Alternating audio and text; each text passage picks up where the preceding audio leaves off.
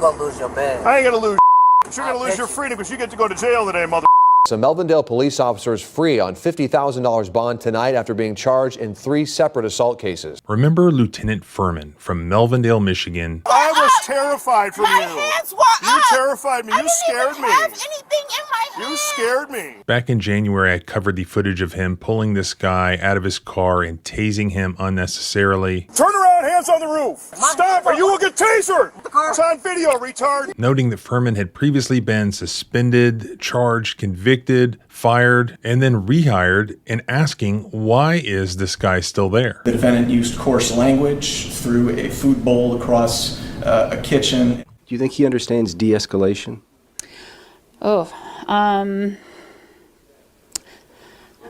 No, I don't. Well, now he has been criminally charged, but it's not over yet. His criminal defense lawyer is now being quoted in the media as saying that he's not taking any plea deal. He's taking it to trial, and he thinks he's going to beat the charges, and he's not going anywhere. And then on March 31st, I did a second video on him showing how he treated this mom waiting on her daughter in a school parking lot. Lieutenant Furman, Melvindale Police Department. I'm our traffic enforcement officer. Lose the attitude and do as you're instructed. I don't understand. I didn't even do anything. I'll be at BBT school parking. Hand me the My key. children is in here. I gave you a lawful order, and I'm worried about my safety because you're not doing what I told you. Out of the vehicle. You're going to be tasered. Head out.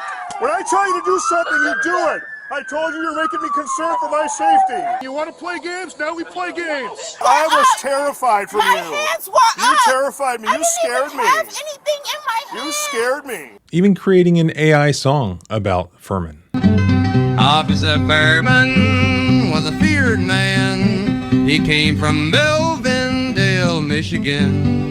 Why do you think that throughout your career you have continued to be accused of excessive force? You will not get up without our permission. I got sit the Do you have the temperament to be a police officer? When I tell you to do something, you do it. End of story. And yet again, I asked, why is he still there? In his 12 years on the job, this Melvindale, Michigan police officer has been suspended, criminally charged, fired, and then brought back. So why is he still there? He openly mocks them. He's openly rude to them. He openly provokes them. And then he goes on the TV news and he brags about it. Why is he still there? Well, according to a Detroit Free Press article from a couple of days ago, they said that for years, Melvindale police officer Matthew Furman was a cash cow for the city of Melvindale, bringing in $500,000 a year annually in towing fees, more than any other cop. So for years, he escaped prosecution for his alleged assaultive behavior. He has been cited for excessive force during his storied career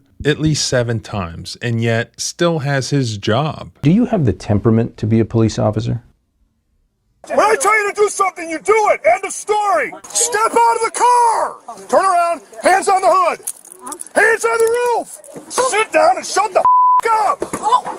But now the Wayne County, Michigan prosecutor is after him, and he was arraigned on new charges on Friday, August 8th. A fresh batch of misdemeanor assault and battery charges. A Melvindale police officer is free on $50,000 bond tonight after being charged in 3 separate assault cases. Mr. Furman, can you state your name, please? Yes, Your Honor. Matthew Furman.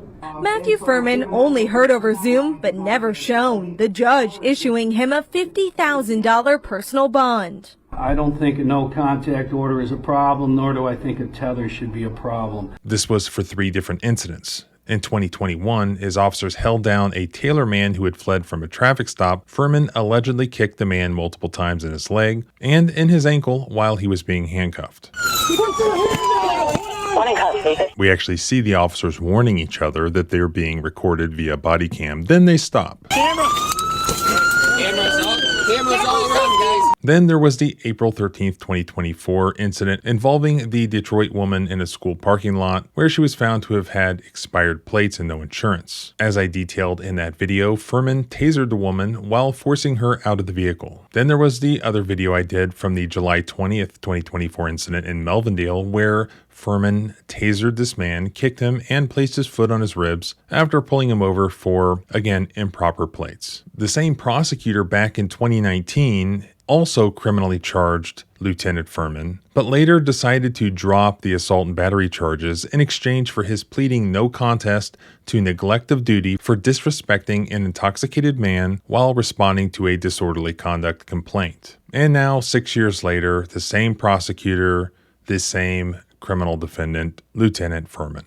Up until now, Furman was on paid psychological leave from the Melvindale Police Department stemming from trauma he allegedly endured in the wake of a shooting death of fellow officer Mohammed Saeed, who was killed in the line of duty last year. In light of the new charges, however, the Melvindale Police Department announced Friday that Furman is now on unpaid leave, pending an outside investigation by the Michigan State Police. The Melvindale Police Department declined to further comment on the pending accusations. At his arraignment, 24th District Court Judge Richard Page released Furman on a $50,000 personal bond and ordered him to surrender any firearms he owns. He also ordered him to wear a tether while out on bond and prohibited him from having any contact with the victims. However, Furman's lawyer, Royal Oak attorney Dennis Whitty, said that he looks forward to a vigorous fight in court. This is what he said. "We're not looking for a plea offer. We are looking forward to going to trial," said Whitty, who believes 100% that he will convince the jury that Furman broke no law. "There's more than meets the eye with these things," Whitty said. "Once we get in front of a jury, they may say, hey, he's a jerk, or he's an ass. But is it criminal?" Were these magic grits? I mean, did you buy them from the same guy who sold Jack his beanstalk bean? Whitty argues it's not. He also said that the Melvindale Police Department has consistently supported Furman throughout the years when he faced excessive force allegations of all sorts. The Melvindale Police Department knew about all of these prior cases and never took any official action, Whitty said. They didn't see a problem. They said it was justified use of force. Yeah, I mean, that's kind of the whole problem here. He's been accused of aggressive behavior 3 separate times dating back to 2021, but somehow he was always reinstated. Starting back in 2019, that is when Matthew Furman took a plea deal, getting a year of probation and coming back to work here at the Melvindale Police Department. But it didn't take long for those complaints to continue piling up, with another incident, like you said, in 2021 and then 2 more just last year. Lawsuits pile up, leaving many to wonder why these complaints against Furman took so long to address, something the Police Officers Association of Michigan also questions, saying taking swifter action locally to remove bad apples is far better than allowing problems to grow until they make headlines. This has been going on for, it looks like, 3 or 4 years, and I'm curious as to why there hasn't been some action taken in advance. Furman's lawyer also said it doesn't look pretty by any means, but Furman did what he had to do to stay alive. One of the things that's drilled into his head is you have to go home at the end of the day, and there is a real fear that you won't go home at the end of the night. His attitude may seem gruff, but it's a survival instinct. When I tell you to do something, you do it. End of story. Hands on the roof. Sit down and shut the up. Turn around, hands on the roof. Stop or you will get tasered. It's on video, retard. Whitty, a retired police officer himself from the River Rouge Force, gee, no surprise there, said he has known Furman for years and described him as a laid-back guy who takes his job very seriously. You will not get up without our permission. Man, I gotta sit the down. I am sitting down. You pulling my hair. You gonna lose your bag. I ain't gonna lose. You're gonna lose your freedom because you get to go to jail today, mother. He's a good officer, Whitty said. He wasn't lazy. He wasn't one of those cops who would sit in the corner and wait for his calls. When they talk about being tough on crime, sometimes that means being tough on criminals. You know, people say, well, Furman uses too much force. He's too aggressive. He's a robot. And again, my goal is to go home alive. You want to play games? Now we play games. I was terrified from you. Hands were You up. terrified me. You scared me. I didn't even have anything in my hand. You scared me. My priority is doing whatever I have to do to go home. And if that means somebody gets tasered, then somebody's getting tasered. But I'm going home to my family and my friends. That's my #1 goal. Well, that is exactly the problem, isn't it? If your number one goal is your own personal safety, if that's all you're concerned about, wouldn't it be best just to throw a grenade into every car that you stop, just to make sure that you're safe? That way, as long as you're not hit by shrapnel, you're basically guaranteed to go home safe that night. But that would be constitutionally problematic, because then you're engaging in unjustified uses of excessive force against people in violation of the Fourth Amendment. Officer safety is always an important consideration. Officers are allowed to use violence in self-defense and in defense of others where reasonably necessary.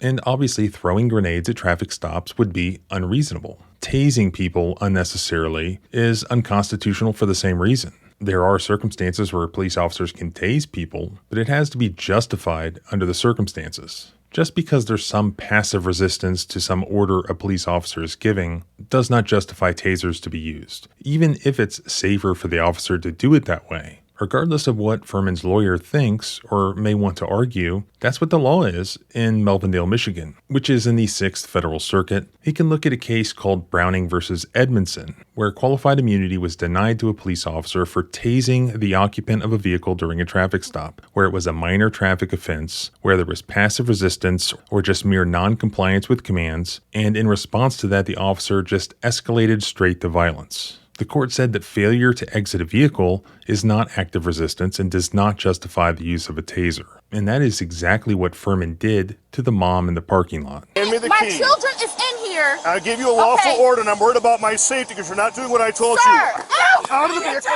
You're going to be tasered. And it's also what he did to Mr. Williams. Step out of the vehicle now. Yes.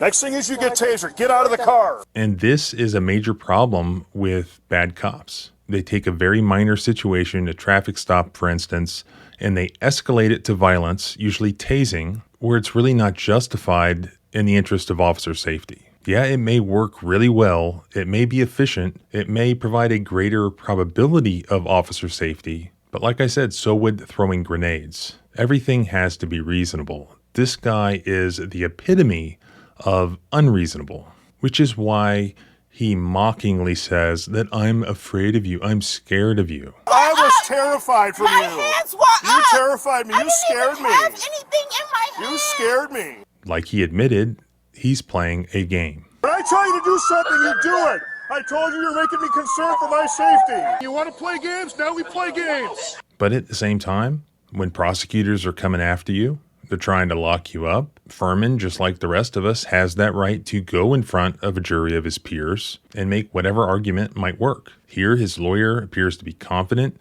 that he can make the argument that, well, law enforcement is like making sausage. It doesn't look good, but it's necessary. Basically arguing that he was acting in good faith. It's long been a saying among trial lawyers that, when the law is on your side, you argue the law. When the facts are on your side, you argue the facts. The law is clearly not on his side.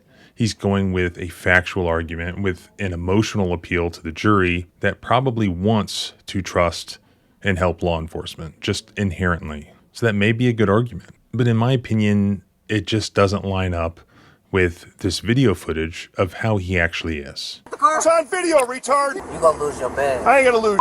You're gonna lose your freedom because you get to go to jail today, mother. So we'll just have to see what happens. But I'm curious to know what you think. Let me know in a comment. And yeah, it's been at least a week since I've posted. I was down in Levy County, Florida, fishing for redfish with this amazing guy down there, Tracy Collins. I'll post his Facebook information below because if you like fishing at all or just want to explore this beautiful natural coastline of the nature coast of Florida, they call it, reach out to this guy. You won't regret it. Remember, our rights don't end where your fear begins. Freedom is scary. Deal with it. Officer Furman was a feared man. He came from Melvindale, Michigan. Why do you think that throughout your career you have continued to be accused of excessive force? You will not get up without our permission. Man, I got Sit the down. Do you have the temperament to be a police officer? When I tell you to do something, you do it. End of story. Step out of the car. Turn around. Hands on the hood. Hands on the roof. Sit down and shut the